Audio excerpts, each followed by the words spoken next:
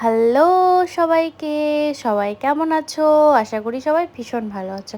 হ্যাঁ, জানি অনেক দিন পর ভ্লগ দিচ্ছি, তার জন্য এক্সট্রিমলি সরি। প্লিজ ক্ষমা করে দেবে সবাই আমাকে।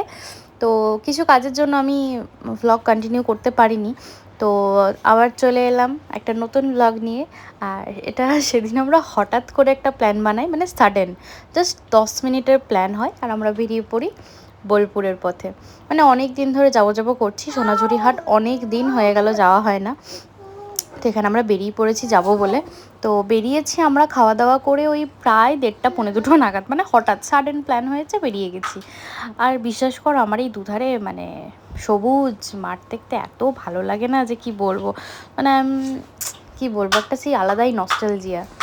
আর এই যে রাস্তাটা, এই রাস্তাটা আমি যতবার যাই ততবার আমি ভিডিও বানাই। উফ, জাস্ট ওয়াও। তো আমরা এত গল্প করছি যে কখন যে রাস্তা শেষ হয়ে গেছে আমাদের মাথাতেই নেই। আমরা প্রায় বোলপুর ঢুকবো, মানে বোলপুর ঢুকে গেছি, সোনাঝুরি হাটে আর কি ঢুকবো।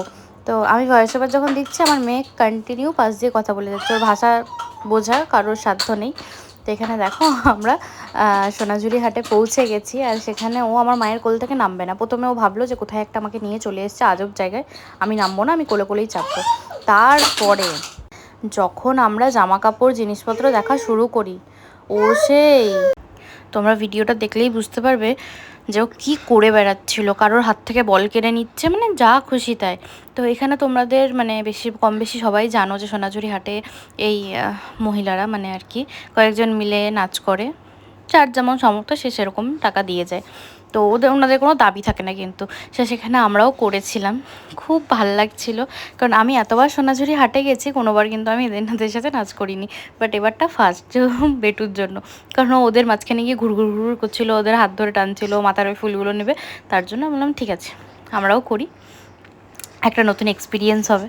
তো যাই হোক, ওখান থেকে দেখো ও সোজা চলে গেছে জামা কাপড়ের দোকানে। ও যে কী করে বেড়াচ্ছিল আমি তোমাদেরকে বলে বোঝাতে পারবো না। এখানেও একাই ঘুরে বেড়াচ্ছে, মনে হচ্ছে ওর একদম বাড়ি ওর চেনা, ঠিক আছে, কেউ ওকে কিছু বলার নেই। আর ওই যে হাতে যে বলটা দেখছো, ওটা একটা বাচ্চা ছেলের হাত থেকেও কেড়ে নিয়েছে। তো যাই হোক, সেই বাচ্চাটাকে আমরা আবার একটা বল কিনে দিয়েছি অন্য জায়গা থেকে, ওর থেকে লুকিয়ে, কিন্তু ও এই বলটা কেড়ে নিয়েছে। কীরকম দাবি বলো, মানে কিছু বলার নেই। তো ওখান থেকে আমরা কিছু মানে কয়েকটা জিনিস কেনাকাটা, মানে সোনাঝুরি হাটে গেছি মানে কেনাকাটা হবেই। তো কেনাকাটা করে এখানে আমরা বেরিয়ে পড়েছি। তো আমি সানগ্লাসটা খুলতেই ভুলে গেছিলাম, যে আমার মানে সানগ্লাস আছে আমি ভুলে গেছিলাম। তো তখন আমি ভিডিওটা শুরু করি, তখন দেখছি মাথাতে আছে। তো এখানেও বদমাশি ওর চালিয়ে যাচ্ছে, আর আমরা এখানে বেরিয়ে পড়লাম বাড়ি আসার পথে, কারণ সেদিন ছিল আমাদের বিয়ে বাড়ি। তাই জন্য মানে আরও বেশিক্ষণ টাইম আর কি স্পেন্ড করতাম, কিন্তু করিনি, ফিরে গেছি। আমরা বেরোলাম ওখান থেকে 5টা নাগাদ।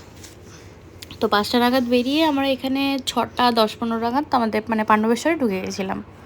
তো এরকম গল্প করতে করতে আবার সেই রাস্তায় পৌঁছে গেছি। তো যাই হোক, বাড়ি এসে আমরা আর কোনো মানে আমি আর কোনো ভ্লগ নিতে মানে ভিডিও নিতে পারিনি।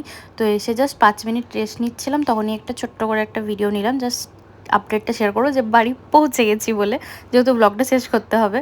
তো চলো, দেখা হবে আবার নতুন ভ্লগে। আর হ্যাঁ, এবারে আর গ্যাপ দেবো না, রেগুলার ভ্লগ পোস্ট হবে। Bye bye.